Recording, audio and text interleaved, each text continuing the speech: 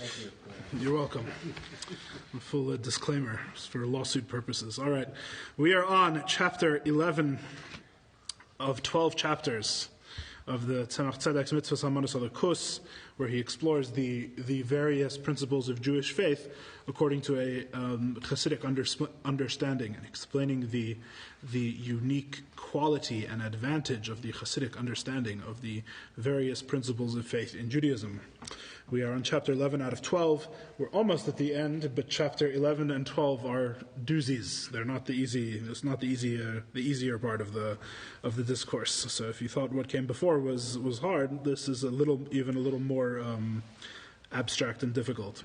And the reason why our difficulties are starting is because chapter 11 deals with the principle that God exists beyond time, and time is a difficult concept to understand for various reasons. It has inherent difficulties. The very term time refers to different things in various different rabbinic texts. And so we are trying to make sense out of this notion and what it means that God exists beyond time.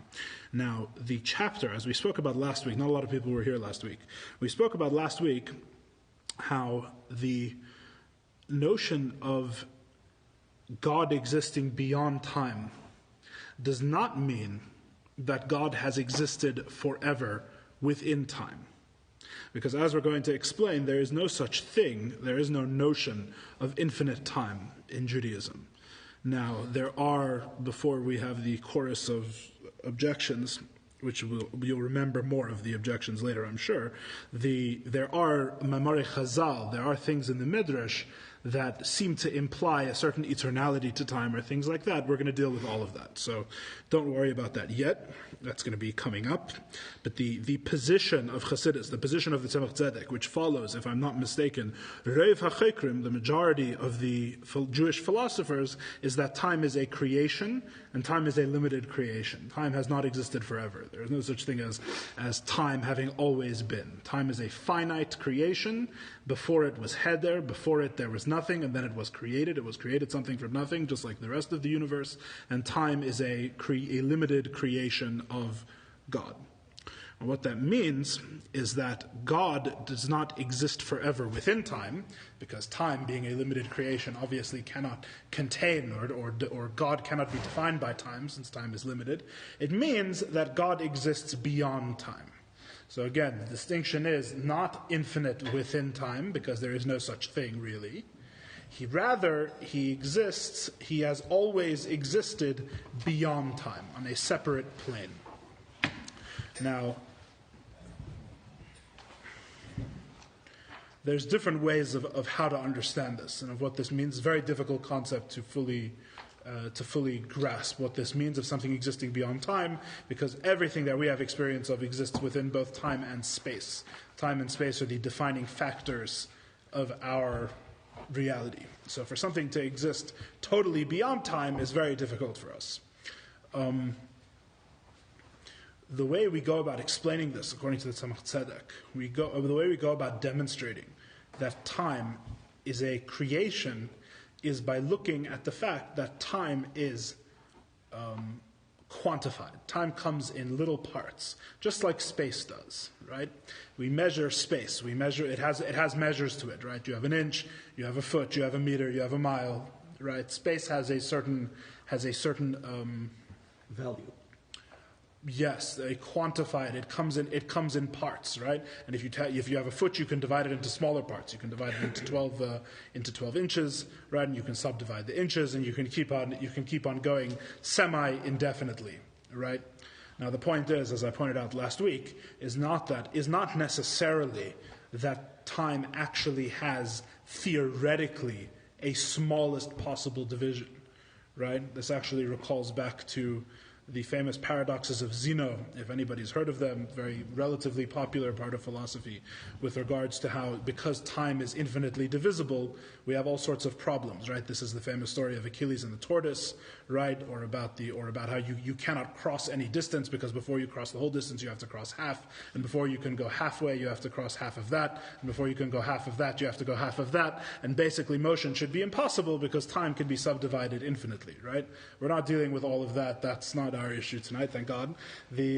However, The point is not that time or space actually can be subdivided infinitely, right? Or finitely. Either one is not exactly the point. As I pointed out last week, the findings of modern science would seem to indicate, and I'm not a physicist, but would seem to indicate there is such a thing as a Planck distance and a Planck time, which is the smallest possible, theoretically, smallest possible distance and smallest possible unit of time, at least smallest possible in which anything can physically make any sense or take place in. I don't really understand it fully. But I was just pointing out last week that it would seem that according to modern physics, time does come in a smallest quantity, just as space does. There's a point beyond which there is physics says there is no smaller measure. Whatever, I don't know what that means exactly, but that's apparently what it says. But that's not really the main point here. It's not important. How divisible time is or space is not really the point. The point is that it is divisible at all. The very fact that you have a foot and you have 12 inches itself indicates that space is not infinite. The Tzemach Tzedek would argue. Why? Because if you have something that is a foot long, that thing in inches is 12 inches. But if you have something that is an infinite number of feet long, how many inches long is it? Infinite. So you have something that is both an infinite number of feet long and an infinite number of inches long.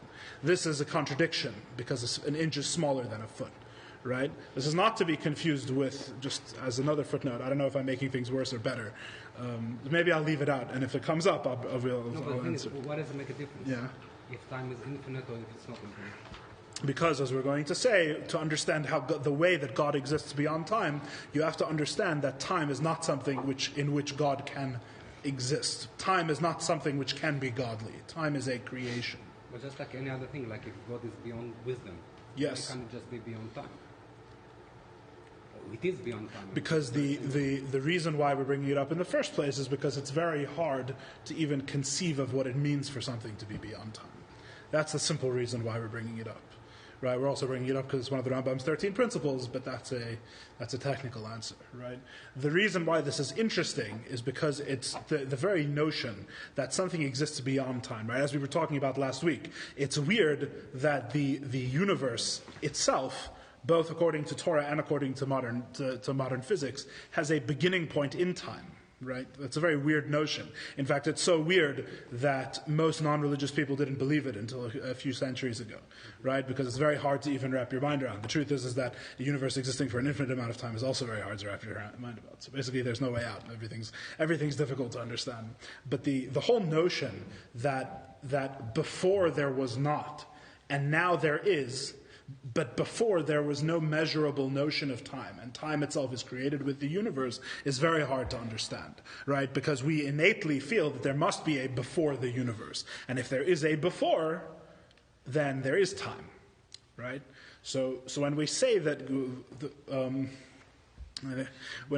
God exists before the universe, we mean it in a metaphorical sense, right? And understanding the nature of this metaphor, what we mean that God exists before the universe, is important in conceiving, in not making a mistake about the extent to which God is infinite. Because if we think that when he existed before, time just continued, and God is coexistent with time, that would eventually lead us to the conclusion that God has some connection with limitation, or some connection with measurement and all of these things, whereas the truth is that God exists beyond all of these things, and these are merely creations. That's why we're talking about this.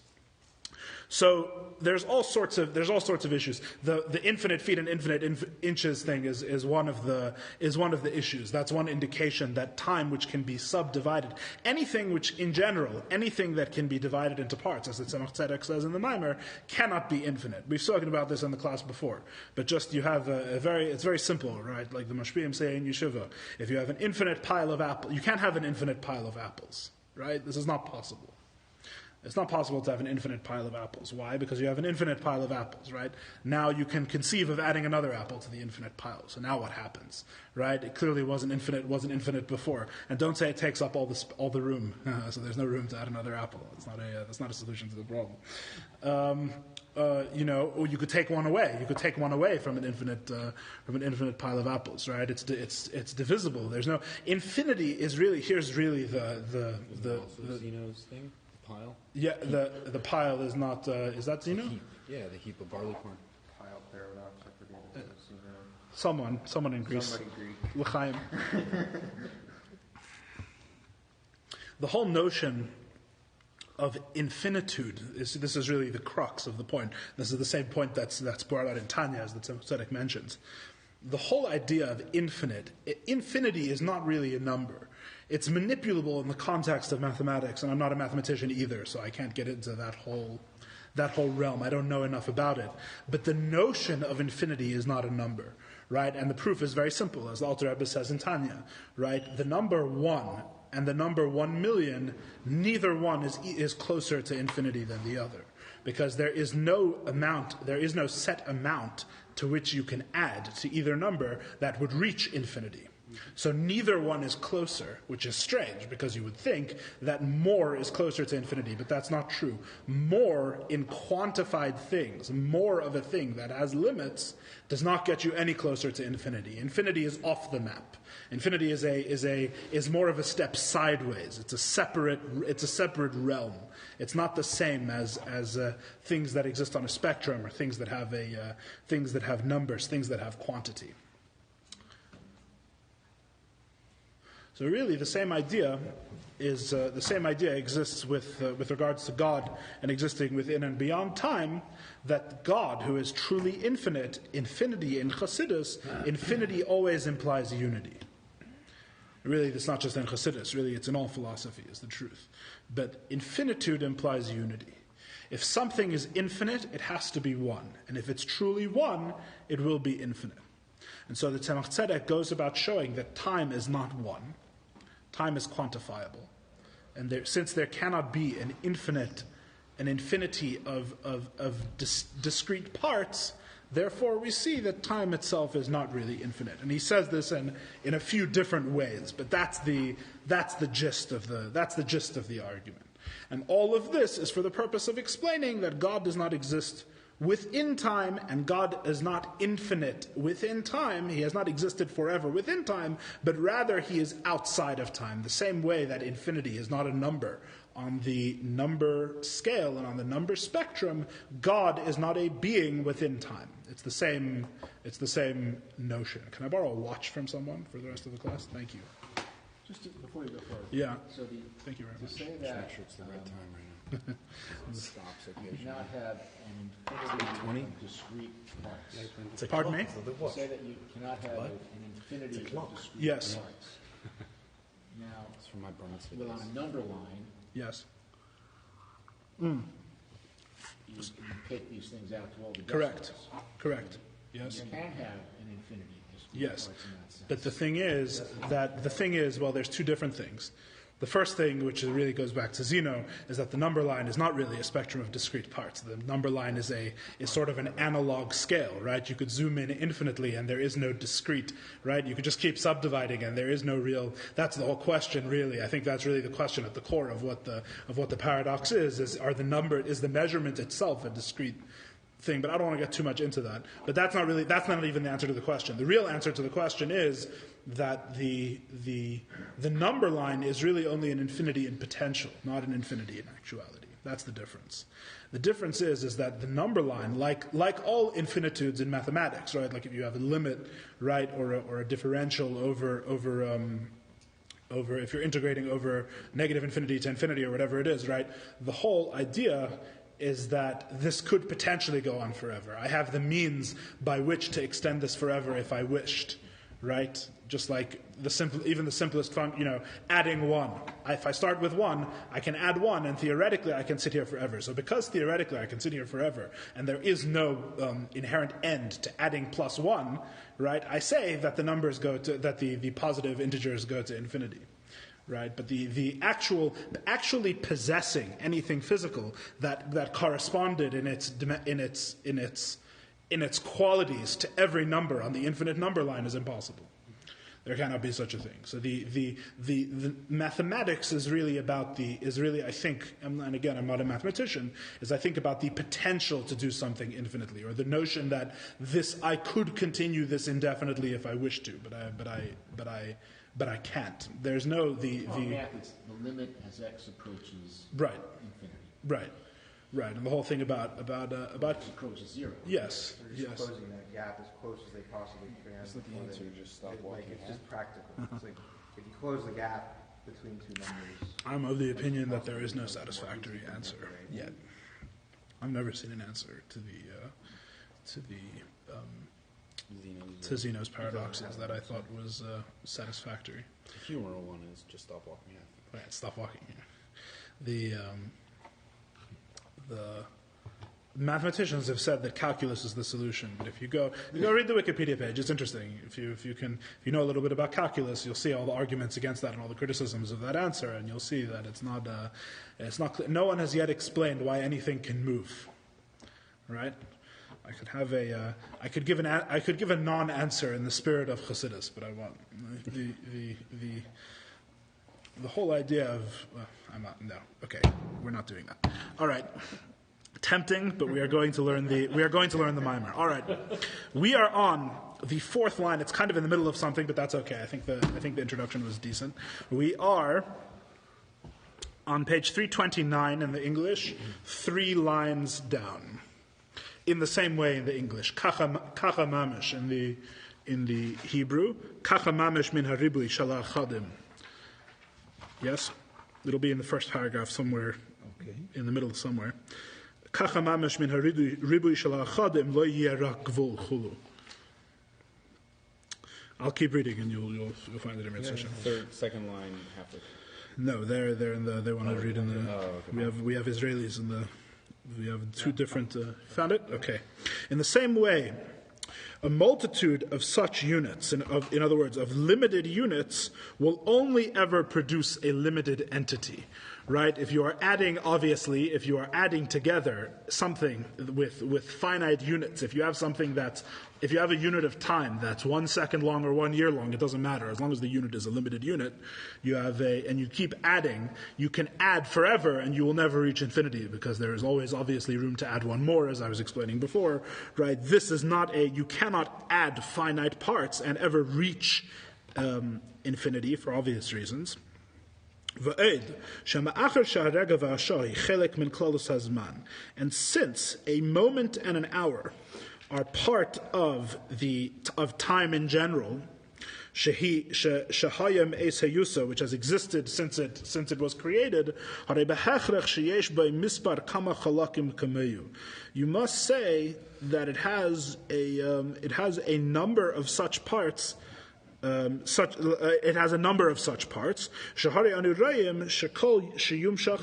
see that as time continues further, time grows greater. In other words, now he's saying a different, as I said, he says it from many different angles. There's many, you can pick your issue with time as an infinitude, right? Here's another issue, which is that we measure time in discrete seconds, but we see that time keeps growing and extending into the future by these discrete portions, right? And he's saying just as you cannot add finite portions and reach an infinity, so too, if time was already an infinity, it's illogical that it is now increasing by discrete times, right? So in other words, he's saying, time has existed forever, if you're of that opinion, right? And now seconds are passing, or a minute passes, or an hour passes, you are adding to infinity, which doesn't make sense, a discrete part of time, and time is increasing. There's now more time than there was before, but how can there be more? There was an infinity already, right? Another reason why this doesn't work. I still need to ask, why do we even consider the time? It's like, does it really make a difference for us? Like, when you sleep, time moves or doesn't move? When you look and you see the sun, okay, time moves, but when you sleep, So is it like a jumping time? I mean, what difference does it make? No, we haven't got to what time is. That's good. We'll get to that. We'll get to that. That's the next. Don't worry. That we'll have plenty of time. You cannot explain one thing with its own definition. We're establishing. It's like before you play the game, you have to have a rule book. So we're establishing the baseline rule that time is not infinite, and don't think that it is. And then we're going to get to the fun parts where all of the infinite seeming aspects of time and why this is whole confusion and what is time. And okay, so this is the preface in a way. Since time becomes greater when you add limited units to it, so you have to say that it itself was already finite. Right? If time can grow by a second, that means it's a collection of finite things. Right? It can't grow if it's infinite. Right? This is the whole, this is the logical argument. I'm sure that there are responses you can make. It starts somewhere and never ends. That's something else. We'll get to that. There's a spiritual notion of time. I mentioned it more last week. I should have mentioned it more in the review, that there's different notions of time, which we'll see. That's part of the whole confusion. But part of the whole confusion is that there is something which is more like the spiritual source of time than time itself. Can it be stopped? What do you mean, can it be stopped? Can time be stopped? I don't know what that means. It started, it was created, right? And it started moving, right? Oh, will time end? Oh, it says in Yemei Mashiach. It says in Yemei Mashiach after the 6th Elef. Yeah, Nechrav. Well, Nechrav. That's in the beginning. Depends what you mean. Depends what Nechrav means, right? It means a unity with God. What the unity with God entails is hard to understand, and I don't know enough about it. What it says is that in the 7th millennium, the millennium of Mashiach, the world will be, Nechrav means destroyed, literally. So in other words, when I heard this in high school, and I was given no preparation for this whatsoever. I was in rabbinic literature class. Which is what they called it. No, I had no notion of this whatsoever, and I was like, because I had read this and that, and every midrash somewhere mentions Mashiach and all these different things. So I mentioned in class, in the days of Mashiach, something, and my teacher will said, maybe in the days of Mashiach, the world will cease to exist, and everything will just. Yeah, it wasn't very encouraging. He didn't know how to say it. And you walked out of the class. I mean, what happened? Then I went and I read Camus in literature class, and I put on a beret and I smoked a cigarette. I moved to Vienna. And that was the end. I was never seen again. Fine. No, it was all right. All right. I left it as a tzarich iyun. You can't take these things too seriously. They're far too important to be taken so seriously, right? So I left it as a question, and I learned more, and got a little bit, understood a little bit. It's good. All right. She'ilu haya bilti bal gvul, because if time were infinite, lo yisra b'midavar gvuli, it obviously would not grow with the addition of something finite. Machar she'en arech le'a gvul, canal, because the finite is obviously incommensurate to the infinite, as we said before, right? If there is no difference between 1 and 1,000,000 in the eyes of infinity, and neither one is closer to infinitude, how could you say that adding 1 or 1,000,000 to infinity makes it a greater infinity, right? That is essentially a contradiction, which is what the Tzemach Tzedek is saying.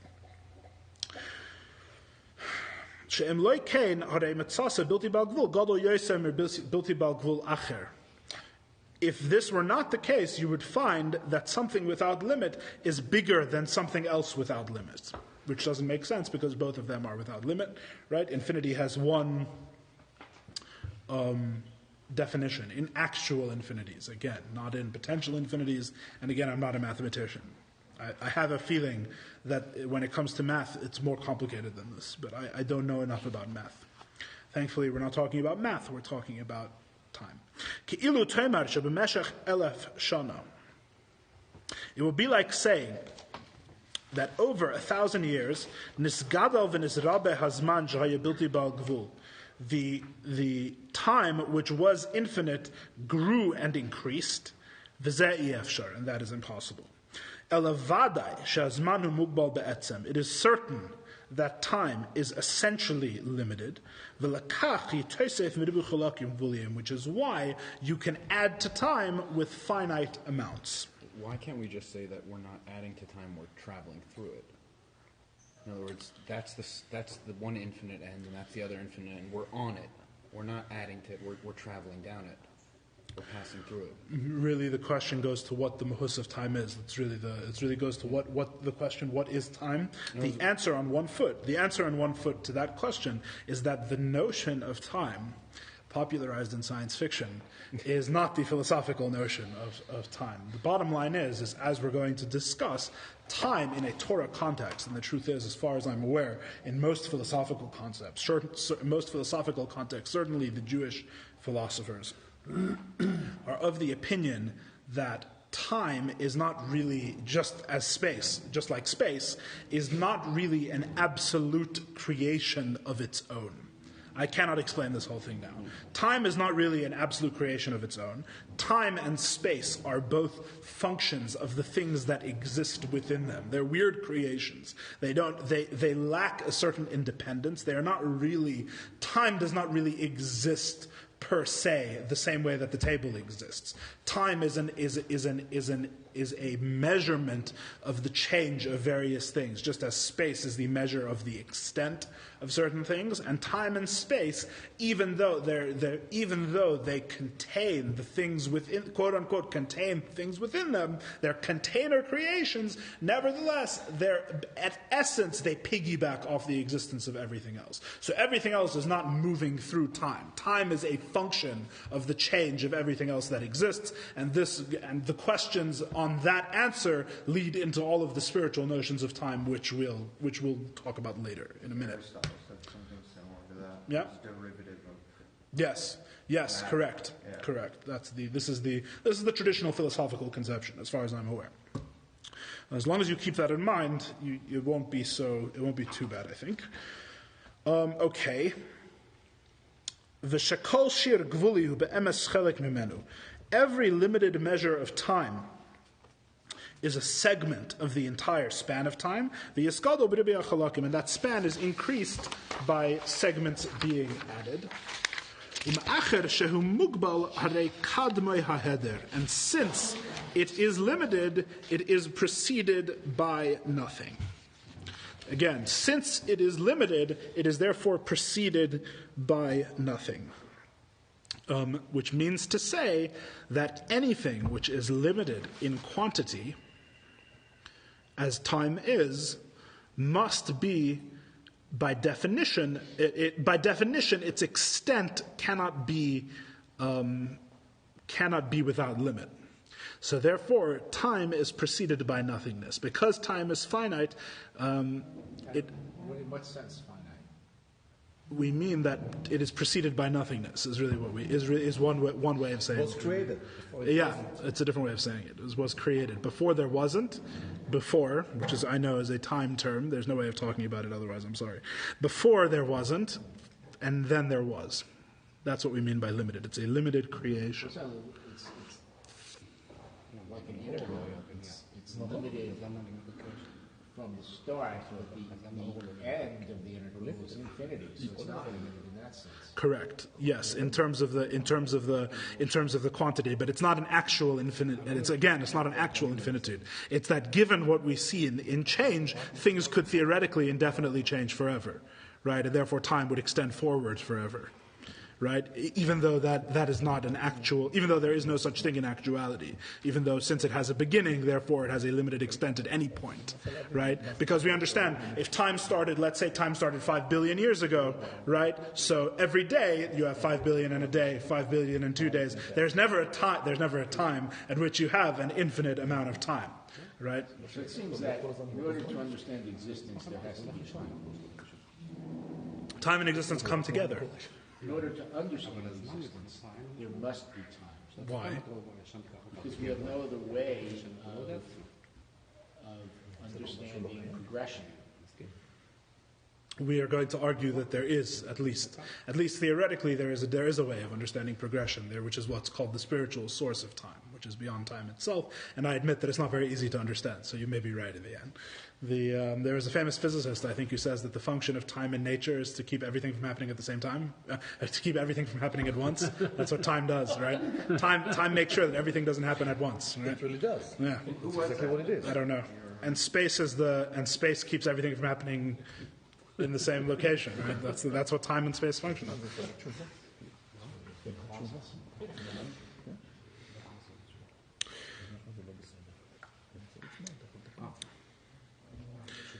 Okay. So, if time was preceded by nothingness, what is the Tzemach Tzedek must and does, thank God, go on to try and deal with what it means that it was preceded, right? Time is preceded by nothingness. Preceded is normally a notion within time, right? So says the Tzemach Tzedek, the Holy Tzemach Tzedek says on the second line of page 331, Vehine, Ma shahaya lefanav, what there was before time, certainly it could not have been bechinas zman. It could not have been a of time at all. It could not be in any way related to or defined by time.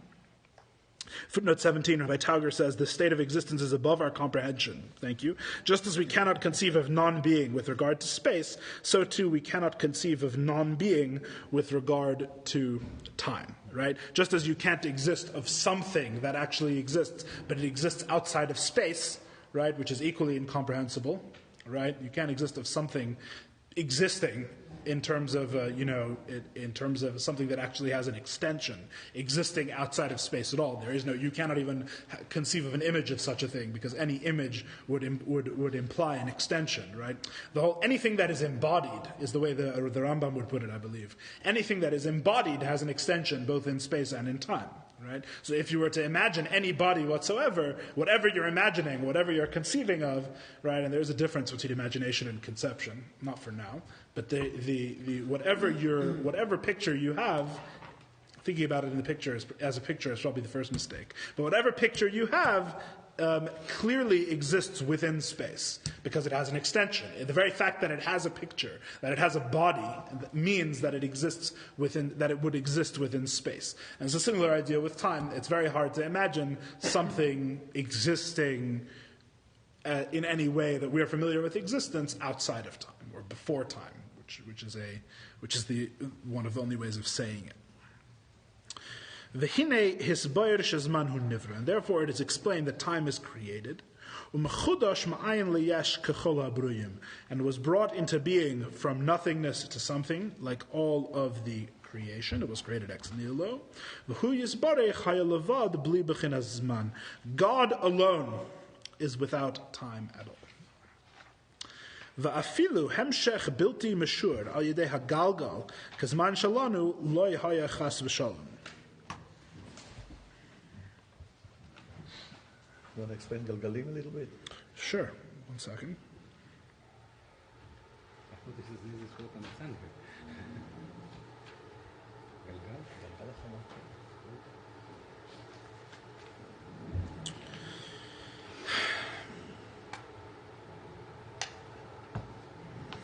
Because normally I would prefer not to explain the Galgalim, but they're going to come up again, so I have to, unfortunately. All right. So,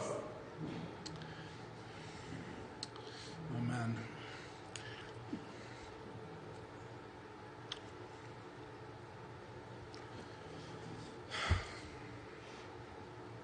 The ancient cosmology of Ptolemy, King Ptolemy, cosmology being the structure of the universe, right? In other words, you have the earth and then you have the heavens and all of these things, was conceived of in ancient times as the physical structure of the universe. The way it worked, essentially, is that you had the earth in the center of the universe, and everything revolves around the earth. And the way the heavens work, the way everything that in the sky works, is that it is embedded within successive spheres called galgalim. They're successive transparent spheres, like made of crystal is the way it was normally described, and the revolutions of these spheres in various directions. And the revolutions, things would also spin within the spheres, right? Like you have a big ball that's rotating, and on the surface of the ball you also have small rotations. This allowed the ancients to develop a whole system which allowed them to explain the way that the sky moved with incredible accuracy, actually, for the fact that today we know that that's not really the physical structure of the universe. The way they were able to predict the motions of all of the planets and all these things, this is the system that was used in predicting Jewish dates and the Jewish calendar and all of these things, and the ancient Greek system. This whole system of nine spheres, basically, allowed them to understand the heavens. Now, that's one aspect of it. One aspect of it is a physical cosmology. There's a few things that are interwoven here, and it's not a subject which I can claim I have 100% a grasp on. But there's that aspect. There's a physical cosmology. In other words, the actual physical structure of the universe with these galgalim. Okay? Then there's something else, which is the philosophical understanding of how these things worked, of how the cosmology worked. Why are the spheres rotating? What makes them move? Why do they move in their circular rotations? What causes the whole motion of the universe? Why does everything keep moving? Right? Nowadays, the quick write-off answer of science would have to do with an initial motion having to do with the Big Bang, that's an unexplained answer, and then there's gravity, which is another unexplained answer. It's another thing no one understands, and then that's what gives it the motion and makes it move, etc. The way the philosophers, not as enamored with non-answer answers as we may be in modernity, explained the motion of the spheres and the motion of all of these different things philosophically. And it was part of exploring the motion of the heavens and how all of these things could move in an orderly fashion in the way they do, that they eventually came to the conclusion that there must be a God, because there must be that's what Aristotle calls the prime mover, right? There must be an initial unmoving, eternal thing which causes everything else to move, which is directly related to what we're talking here, because God exists beyond this system. Now, the long story short, and I don't want to go into the whole thing, and I don't have time to go into the whole thing, the philosophical conclusions of the not necessarily true physical cosmological system basically continue to hold. They're true regardless of the system. The system is this system of understanding the heavens is what allowed them to reach the conclusion, but the truth is that they could have reached it with modern physics just as easily. In other words, this conception of the universe was not really necessary for the philosophical conclusions it reached about God and the necessity of God existing and all of these things. So that's a second aspect. So you have a physical cosmology, and you have a philosophical understanding, so to speak, the metaphysics of that cosmology, beyond the physical. There must be an eternal God who moves these things, and each one of the galgalim, each one of the spheres has an angel, which is described very, very beautifully and very extensively in philosophy as a certain intellectual force, which through the perception of God and the unmoved mover causes it to move and rotate in a certain way because it's seeking to attain its own inner perfection, which that perfection is achieved by eternal circular motion, because any motion which is non-circular has a defined beginning and a defined end and is therefore not infinite. It's only circular motion which is infinite because it has no defined beginning and no defined end. Right? It's a very beautiful system. It's a whole thing. So then there's a third thing, which is the fact that this system is viewed by Kabbalah and Hasidus as having a spiritual validity to it. In other words, there is a certain reality to this system which, whether or not that reality plays out in the actual physical universe as we understand it today, nevertheless there is a certain spiritual truth, and the spiritual truth is connected, as it often is, with the perception of the heavens, with the way that the heavens appear to us, and the way a human soul apprehended those things for thousands and thousands of years. This spiritual reality holds true, even if the physical understanding of the heavens may today be different. There is a certain spiritual reality to it that is true. The bottom line is that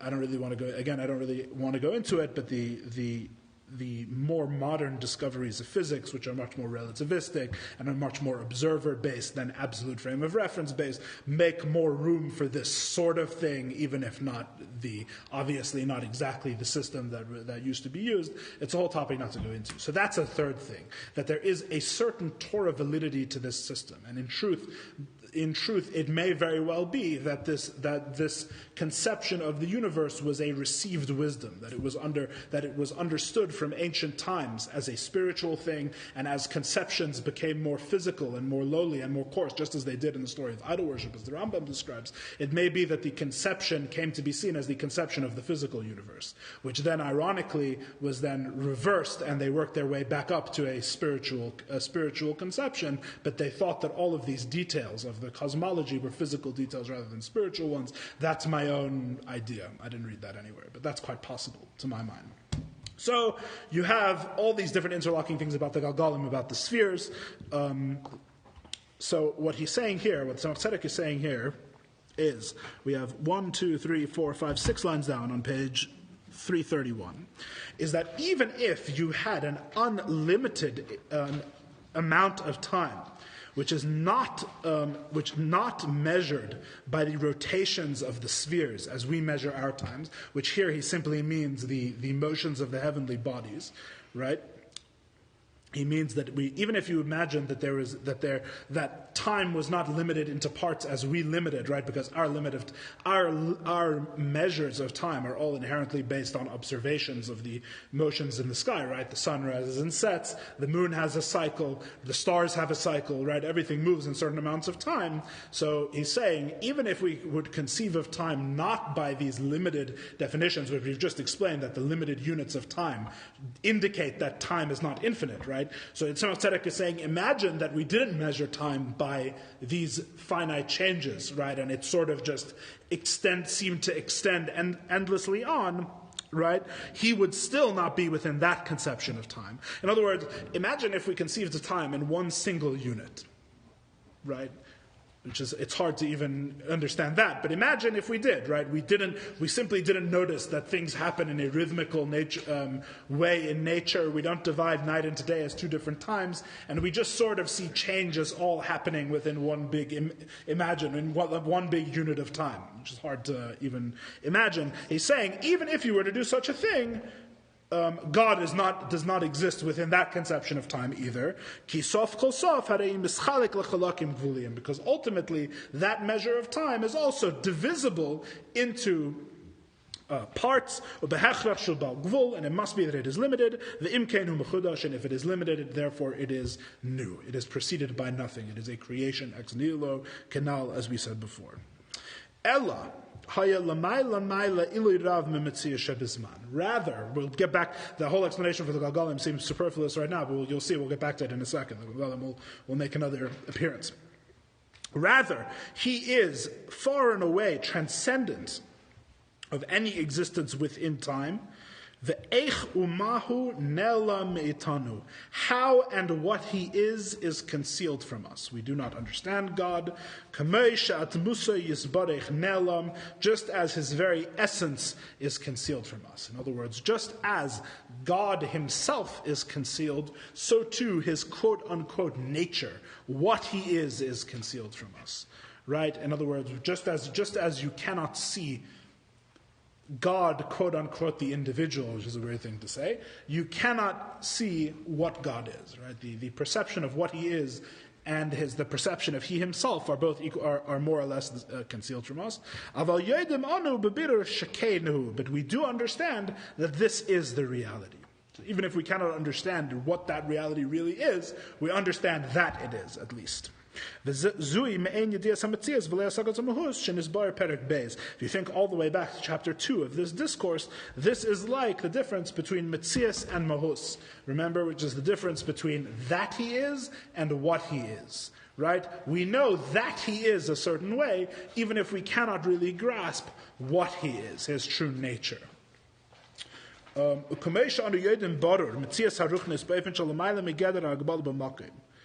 For example, so what do we mean that we know that this is true about God, that he's beyond time, even if we don't really understand what his existence beyond time is? What do we mean by that? Just as we know clearly that there exists a spiritual reality beyond the limitation of space, all of the philosophers agree together here, it's unanimous, that above the ninth sphere, above the ninth galgal, ein metzias makum klal, space does not exist at all. Because the ninth sphere is defined as the limit of existence in the traditional cosmology. It is the bound of existence, right? It would be like today saying that outside of the universe no space exists at all, right? What does outside of the universe even mean, right? It's undefined, right? So you can't. We understand the difference is that in the ancient conception they conceived of a spiritual reality beyond the bounds of their universe, and we are in modernity more happy to just say that there's an edge, and we don't really understand what that means, right? Even though the infinitude of I don't really understand the infinitude of the universe in modern physics. Just by the way, it's supposed to be expanding into what? I don't really understand it. I don't have a degree in physics. Just as the Ramak writes in the Pardes, right, that beyond, Ramosha Cordovero writes in this Kabbalistic work, that beyond the limits of the ninth sphere, there is no space. There is no space whatsoever. Beyond the bounds of the universe, clearly what exists there is spiritual and not physical. It's not really there in terms of space. That's the whole point. The whole point is that there is no there. There is no there. There is no space. There's only a spiritual existence there. Yes? I guess the Ramak understood what he was writing about. Yeah. The Ramak saw. The Ramak saw it.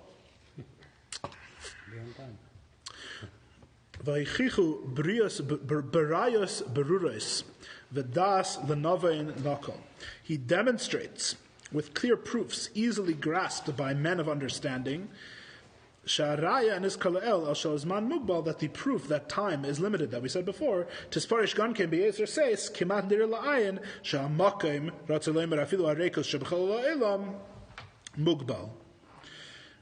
as we explained before that time is limited, he explains even more powerfully, and explains so clearly that you can almost see it with your eyes, that space, even what we would call empty space, the space in which the world exists, the cholol ha'olam, the void in which the world sits, mugbal, is limited. Because it is divisible into units. It's the same argument for space as it is with time. Space is divided into cubits, hand measures, and finger measures, as we said before. And the reality that is above the ninth sphere, mushlal memetzias makum, totally is negated totally from being within space. Kamei metzias harekus shebchol ha'olam shezeh makum be'emes. Just like the what exists in the empty space in which the world sits, shezeh makum be'emes, which is the true conception of space. V'kevan she'enei sham yispale hamaskil al mahus hametzias hahu.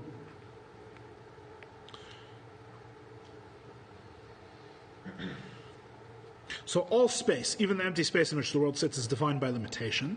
And since there is no space beyond the bounds of the ninth galgal, since there is no space beyond the universe, a thinker will find it wondrous both the nature of and even the fact that there is something beyond the bounds of space.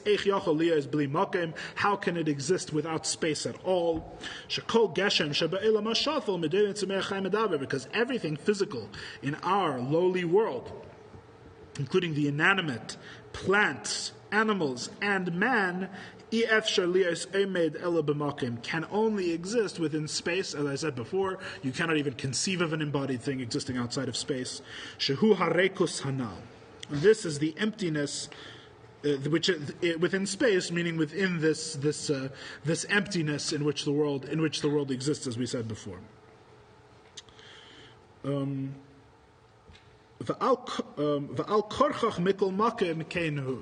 Nevertheless, we are forced to say that it is true that something exists beyond the bounds of space. Because space is limited, the same with time. Because in other words, what he's saying is, it's almost a idea shlila in a way. It's almost a negative knowledge through negation.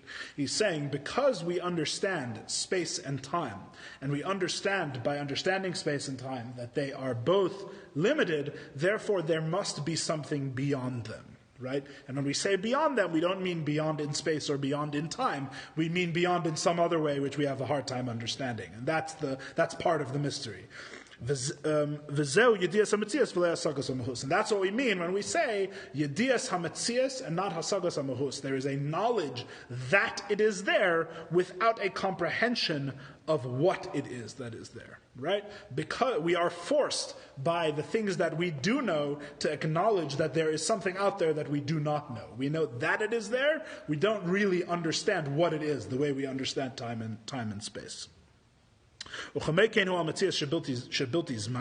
it is on existences that do not exist within existences outside of time, independent of time. We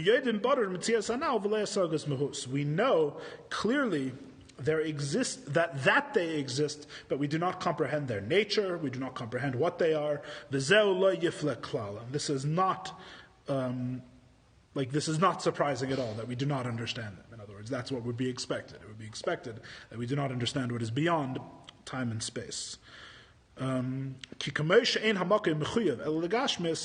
Because just as space is necessary only for the physicality, and space and is totally incommensurate to spirituality, so too is time. And we have reached the paragraph break. So just as everything we've been speaking about is the physical, the spiritual, the godly, we know that God exists beyond time and space. The question is now, what about what exists between God and the physical, right? Which, as we know in Chassidus, and as we've been learning, there's a whole infinite existence of spiritual realities that exist, so to speak, in limbo. They're not created realities. Many of them are not created realities, but they're also not the creator. So what do we say about them regarding time and space? Because as we just pointed out at the end of this paragraph, just as space is only relevant to the physical, but obviously to the spiritual it is irrelevant, which we also spoke about last week, that 2 + 2 = 4 does not exist in space, the way the table does, for example, or the Pythagorean theorem, or whatever your favorite example is. So too, the spiritual is totally incommensurate to time. Time is irrelevant to the spiritual. 2 + 2 = 4 is not more true one second and then less true a different second. Its existence does not wane over time. So the question is something like 2 + 2 = 4, which in Chassidus would be one of the lowest of the spiritual realities, probably something like a Malchus of Asiyah Haruchnis, or something like that, or coming from there, one of the lowest of all spiritual realities. Would such a spiritual truth exist completely beyond time and space in every way, like God does? Or is there some sort of middle road or middle space? And all of that is what we move on to discuss in the next paragraph of the chapter, God willing, next week.